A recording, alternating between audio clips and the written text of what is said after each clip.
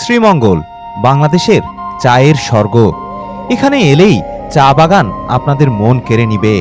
এছাড়াও বাংলাদেশের সবচেয়ে বৃষ্টিপ্রবণ এলাকাও হচ্ছে এটি, আর পাশাপাশি শীত তো রয়েছেই। তবে এখানকার প্রাকৃতিক সৌন্দর্য কিন্তু আপনাদেরকে মুগ্ধ করবেই। হ্যাঁ, না হয় প্রাকৃতিক সৌন্দর্যের কথা বললাম, কিন্তু আপনারা থাকবেন কোথায়? না, এখানে অনেকগুলো রিসোর্টও রয়েছে। এমনই একটা রিসোর্ট আজকে আমাদের গন্তব্য। তাহলে চলুন না ঘুরে আসি শ্রীমঙ্গলের একটা মন ভুলানো রিসোর্ট থেকে।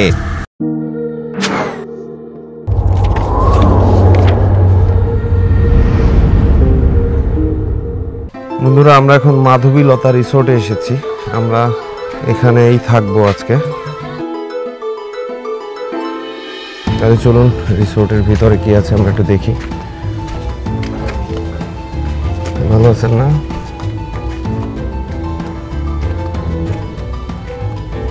রিসোর্টে ঢুকেই আপনাদের চোখে পড়বে চমৎকার সব শিল্পকর্ম। মানে দেওয়ালে চমৎকার শিল্পকর্ম করা রয়েছে। এদিকে ঢুকে একটা পুকুর রয়েছে চমৎকার, আর এদিকে রয়েছে একটা পার্কিং লট।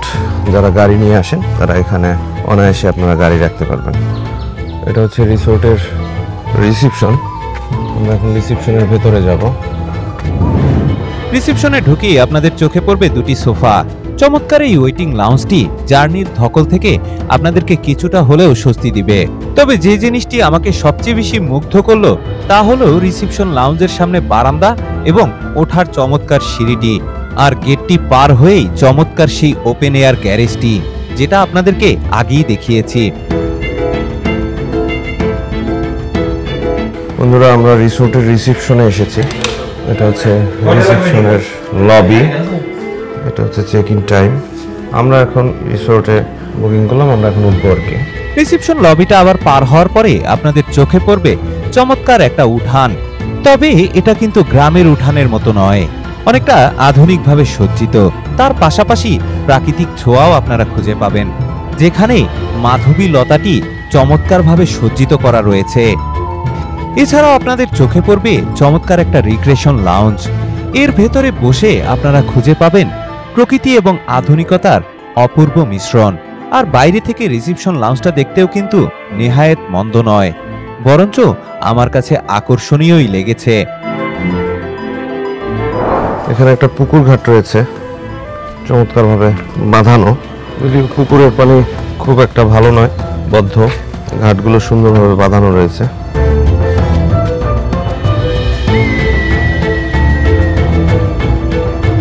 এখানে প্রতিদিন প্রচুর পর্যটক আসে। একটু টিলার উপরে রিসোর্টটা, একটু ঢালের উপরে পুরো রিসোর্টটা তৈরি করা হয়েছে। আমরা এখন কমপ্লিমেন্টারি ব্রেকফাস্ট করার জন্য বের হয়েছি, আর পাশে রিসোর্টের আশেপাশের পরিবেশটা একটু ঘুরে দেখছি। এখানে চারপাশে চমৎকার বাগান করা রয়েছে, চমৎকারভাবে সব জায়গায় গাছ লাগানো রয়েছে। বিভিন্ন টাইপের বাগান বিলাস গাছ এবং গেট ওয়াল গাছ লাগানো রয়েছে। এদিকে সুন্দর বসার জায়গা রয়েছে।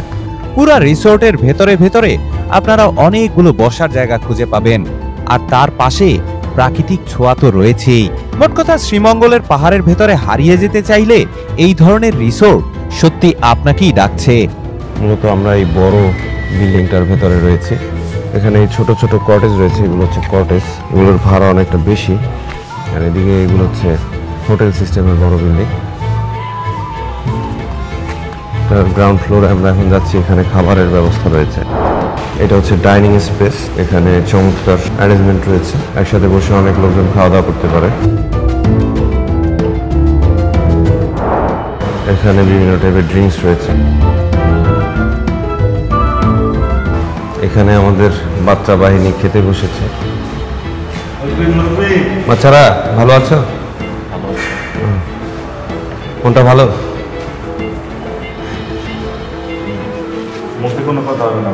ভাই, অবশেষে সকালের নাস্তা শেষে আমরা এখন একটু বাগানটা ঘুরে দেখছি। আসলে এখানকার সবুজ পরিবেশ আপনাদের মনকে সত্যি ভালো করে দিবে। বন্ধুরা, এখানে রিসোর্টের পেছন দিয়ে একটা ঝিরি রয়েছে। আমরা এখন ঝিরিটা দেখার জন্য যাচ্ছি। জিরিটা টোটালি পাথরের, প্রাকৃতিক স্টোন।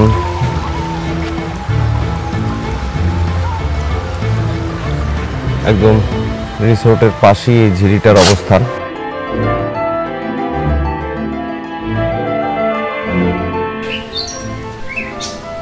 বন্ধুরা, আমরা যে রিসোর্টে রয়েছে সেটার দোতলা থেকে দৃশ্যটা এরকম। আমরা এই রুমে আছি, আপনাদেরকে রুমটা পরে দেখাচ্ছি। আর এই রিসোর্টের উপর থেকে দৃশ্য তো আরো মনোমুগ্ধকর। বিশেষ করে হোটেল রুমের পাশে গাছের ডালপালাগুলো যেন আপনাকে ছুঁই ছুঁই করছে, যেন ফ্রেশ অক্সিজেন আপনার নাকে সরাসরি প্রদান করছে। বন্ধুরা, আমরা আমাদের রুমে এসেছি। রুমের নাম হচ্ছে কুঞ্জলতা। এখন আমরা ভেতরে কি আছে একটু দেখি। এই রুমের ভেতরে আমরা 4 জন ছিলাম। এখানে 4টা বেড রয়েছে এবং প্রতিটা বেডের সাথে আলাদা সোফা, টুল। এখানে হচ্ছে ডুপ্লেক্স বেড, এখানেও বসার জায়গা রয়েছে। এর পাশাপাশি এখানে একটা মিরর রয়েছে, এখানে একটা টিভি আছে, এসি আছে, সিলিং নর্মাল সিলিং আছে। এদিকে ওয়াশরুম, ওয়াশরুমটাও মোটামুটি ভালো। এখানে কমোড রয়েছে, এদিকে শাওয়ার। এই পাশে ছোট বারান্দা রয়েছে বিকেলবেলা সময় কাটানোর জন্য বা রাতের বেলা সময় কাটানোর জন্য। চমৎকার, আপনারা কাপড় চোপড় ইজিলি এখানে শোকাতে পারবেন। এখান থেকে প্রাকৃতিক পরিবেশ খুব সুন্দরভাবে উপভোগ করতে পারবেন। এছাড়া আমাদের রুমের সামনে একটা বারান্দা রয়েছে, এই যে সেই বারান্দা, এবং এই বারান্দায় বসার সুন্দর বেঞ্চ রয়েছে, চেয়ার রয়েছে। এখান থেকেও একইভাবে আপনারা প্রকৃতি খুব সুন্দরভাবে উপভোগ করতে পারবেন। আর ওইদিকে ওইগুলো হচ্ছে কটেজ, ওগুলো হচ্ছে বেশিরভাগই ডাবল। বন্ধুরা, আমরা এখন রিসোর্টের রিসেপশনে এসেছি। এখানে আমরা ম্যানেজার সাহেবের সাথে কথা বলি। কি অবস্থা, কেমন আছেন? জি, আলহামদুলিল্লাহ ভালো। ভালো আছেন না? জি। কেমন টুরিস্ট কেমন এখন এখানে? এখন একটু বাড়তেছে আর কি। ও, এই সময়টা সিজন না? জি, ভালোই আছে। বাড়তেছে আর কি। এখানে কিরকম আপনাদের হোটেল রুমের কোনটার কিরকম ভাড়া? রুম রেন্ট হচ্ছে স্যার মানে ডিসকাউন্ট দিয়ে 4000 টাকা খরচ আসে। আচ্ছা, নর্মাল রুমগুলো 4000 টাকা। আর যে কটেজগুলো আছে কটেজ মানে নর্মাল না, বিল্ডিং এর রুমগুলো 4000 টাকা আসে। কটেজগুলো হচ্ছে কাপড় জায়গাগুলো আছে 3000 নিচে আর কি, মানে 2800 টাকা আসে এরকম। আচ্ছা, ফ্যামিলি রুমটা সেম 4000 টাকায়। 4000 টাকা। ওই কটেজও একই, মানে এটা হচ্ছে বুকিং এর উপরে নির্ভর করে যে আমি কোন জায়গায় থাকি। যে মানে যেহেতু আমাদের এই অ্যাভেলেবেল ছিল না, তাই আমাদেরকে উপরে থাকতে হয়েছে। জি, ওই টেন্টের জন্য আর কি। এর মোটামুটি রুম কয়টা আছে? রুম আছে মোটামুটি 20টার মতো। 20টার মতো। এই কটেজে আমাদের ভাড়া পড়লো 3500 টাকা 4 জনের জন্য। এখন একটা মোটামুটি ডিসকাউন্ট পেয়েছি, মোটামুটি 3.5 থেকে 4500 রেঞ্জের মধ্যে এই রুমের ভাড়া থাকে। আল্লাহর মতে বেশ ভালোই ছিল রুমটা। বন্ধুরা, আমরা এখন কটেজ থেকে বের হয়ে যাচ্ছি। বের হওয়ার আগে আপনাদেরকে রুমটা একটু ঘুরে দেখালাম। সুতরাং শ্রীমঙ্গলের এই কটেজ থেকে আমরা এখানেই বিদায় নিচ্ছি। ইনশাআল্লাহ আগামী পর্বে অন্য কোনো জায়গায় আবার আপনাদের সাথে দেখা হচ্ছে। সে পর্যন্ত বিদায়। আসসালামু আলাইকুম ওয়া রাহমাতুল্লাহ।